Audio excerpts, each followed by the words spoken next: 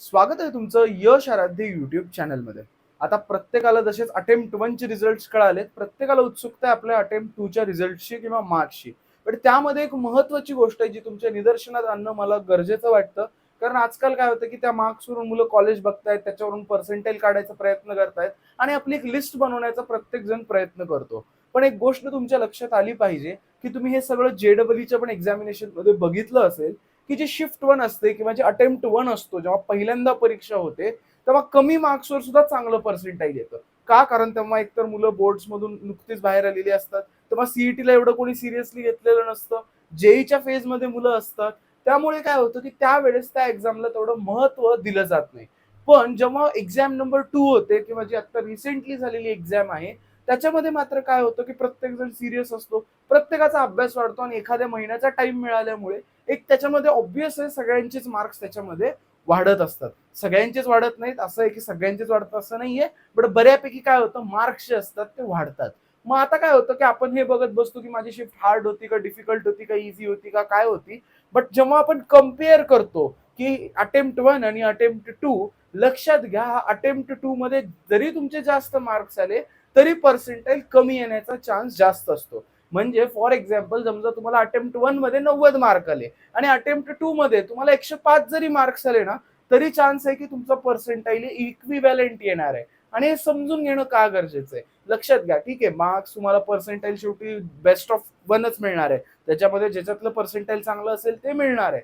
पण महत्वाची गोष्ट काय माहितीये का, जेव्हा आपण काउन्सिलिंग प्रोसेस करत असतो ना तेव्हा असं चालत नाही. अभ्यास आपल्याला डेप्थ मध्ये करावा लागतो. लक्षात घ्या जे काही पर्सेंटाइल येईल त्यानंतर तुम्हाला रँक्स मिळणार आहेत आणि याचं असं डेप्थ मध्ये अनालिसिस केलं तर आणि तरच आपल्याला चांगलं कॉलेज मिळणार आहे. फॉर एक्झाम्पल मी तुम्हाला सांगतो गेल्या वेळेस माझ्या एका विद्यार्थ्याला आता ऑफकोर्सची गोष्ट आहे की सगळ्यांना व्हीआयटी कॉलेज खूप आवडतं, सगळ्यांना हवं असतं कारण टॉप इन्स्टिट्यूट आहे.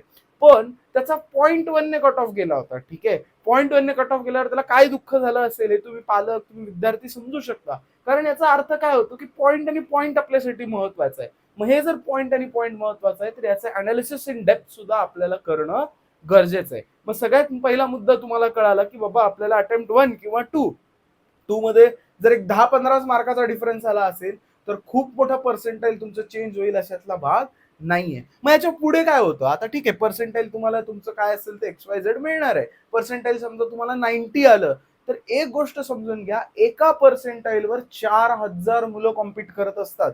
मग आता काय होतं दादा जेईचं तुम्हाला तुमचं तुमचं पर्सेंटाइल मिळालेलं आहे. मग प्रत्येकाला काय वाटतं की आता सीईटीच्या रिझल्टमध्ये सुद्धा मला माझा माझा रँक मिळेल. जसं जेईच्या रिझल्ट खालीच ऑल इंडिया रँक दिलेला असतो. पण तसं इकडे होत नाही. इकडे सीईटी सेल काय करतं माहितीये का आता तुम्हाला तुमचं फक्त पर्सेंटाइल देतं. लेट्स से तुम्हाला 92, 91 जे काय पर्सेंटाइल आले ते तुमच्या रिझल्ट मध्ये येणार आहे. आणि त्याच्यानंतर मात्र वेगळं आपलं रजिस्ट्रेशन झाल्यानंतर तुम्हाला एवढ्या प्रकारचे रँक्स भेटणार आहेत. मी एक एक करून थोडीशी तुम्हाला आयडिया देतो. कारण आजपासूनच आपण काउन्सिलिंग शिकण्याचा प्रयत्न करूया, समजून घेण्याचा प्रयत्न करूया, जेणेकरून पुन्हा जेव्हा काउन्सिलिंग सुरू होईल तेव्हा आपल्याला त्रास होणार नाही. सो हे रँक्स कशी मिळतात? लक्षात घ्या प्रत्येक जण सीईटी ज्याने दिली आहे तो काही इंजिनिअरिंगला येईल अशातला भाग नाहीये. बरेचशी मुलांना जेई मध्ये चांगले मार्क्स असतात म्हणून ते IITs NITs मध्ये जातात. त्याच्यामुळे सीईटी सेल इथं कुणालाच रँक देत नाही. सीईटी सेल काय करतं की वेगळं रजिस्ट्रेशन सीईटी सेलच्या वेबसाईटवर ठेवतं. जेव्हा ते सुरू होईल ऑफकोर्स आपल्या युट्यूब चॅनलवर आपल्या व्हॉट्सअप ग्रुपवर नक्की अपडेट्स येणार आहेत. तुम्ही आपल्या युट्यूब चॅनलला सबस्क्राईब करून ठेवा आणि या व्हॉट्सअप ग्रुपची लिंक सुद्धा मी डिस्क्रिप्शन मध्ये दिलेली आहे तोही जॉईन करा. तेही नाही समजलं तर या नंबरला हाय टाका, व्हॉट्सअप ग्रुप असं टाका, मी तुम्हाला त्याच्यामध्ये ऍड करतो. लक्षात घ्या मग पर्सेंटाइल आल्यानंतर ऑल मेरिट म्हणजे तुमच्या महाराष्ट्राच्या मेरिट प्रमाणे तुम्हाला एक रँक दिला जातो. लेट्स से तुमचा रँक आला 10,000. ठीक आहे. मग ते वेगवेगळे तुम्हाला रँक दिले जातात. एक असतं स्टेट मेरिट म्हणजे अख्ख्या महाराष्ट्रामध्ये तुम्ही कुठे स्टँड आउट करतायत. दुसरं असतं ऑल इंडिया. ऑल इंडिया म्हणजे काय की JEEचं पण तुमचा स्कोर आपण यूज करू शकतो आणि इकडून सुद्धा चांगलं कॉलेज मिळवू शकतो. मी याचा परत एक स्पेशल व्हिडिओ बनवून तुम्हाला सांगेन की जेईचं आपल्याला पर्सेंटेज कसं यूज करता येतं.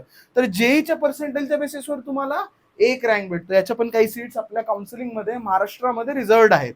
त्याच्यानंतर तुम्हाला होम युनिव्हर्सिटी रँक, आणि other than home university rank सुद्धा भेटत असतो. म्हणजे जर मी लातूरचा आहे तर मला एक वेगळा रँक भेटतो की लातूरमध्ये तुमची कॉम्पिटिशन किती आहे, आणि एखादा मुलगा पुण्याचा तर त्याला वेगळा रँक भेटतो की पुण्याचे किती तुमची कॉम्पिटिशन आहे. पुन्हा कॅटेगरी वाईज रँक सुद्धा मिळत असतो. कॅटेगरी वाईज रँक म्हणजे काय, की ओबीसी कॅटेगरीमध्ये तुमचा किती रँक येतोय, तुमचा ईडब्ल्यूएस कॅटेगरीमध्ये किती रँक येतोय, तुमच्या तुमच्या कॅटेगरी प्रमाणे तुम्हाला हे सगळे रँक्स मिळत असतात.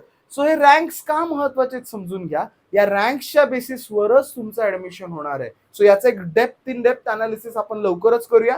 येणाऱ्या वेबिनारमध्ये मी तुम्हाला 100% शिकवेन की हे जे रँक्स आहेत ते कसे अनालाइज करायचे आणि याच्यावरून कोणतं कॉलेज तुम्हाला मिळतं हे कसं आपल्याला प्रेडिक्ट करता येणार आहे. आय होप तुम्हाला हे जे मला गोष्ट समजून सांगायची होती की अटेम्प्ट 1 आणि अटेम्प्ट 2 मध्ये किती फरक असणार आहे. जर 10-1 मार्काचा जास्त जरी मार्क आले तर पर्सेंटाईल सिमिलर येऊ शकतं. महत्वाची गोष्ट म्हणजे नुसते मार्क्स आले की गोष्टी क्लिअर होत नाहीत. त्याच्यानंतर पर्सेंटाईल आणि त्याच्यानंतर रँक्स प्रमाणे आपल्याला काउन्सिलिंग करावं लागते.